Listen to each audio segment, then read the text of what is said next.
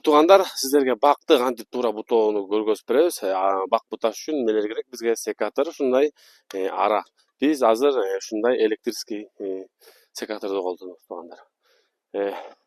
Бул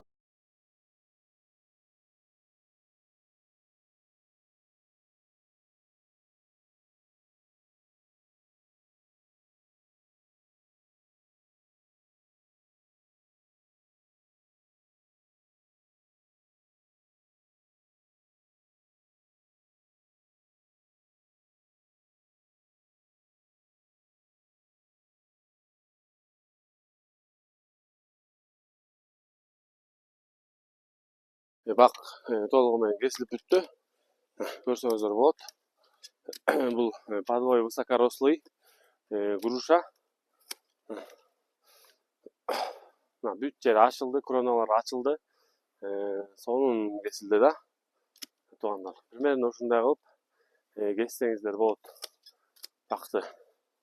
Ошол сиздер менен Эмир Агро дагы кызыктуу суроолор болсо жазгыла, жооп бергенге аракет кылабыз.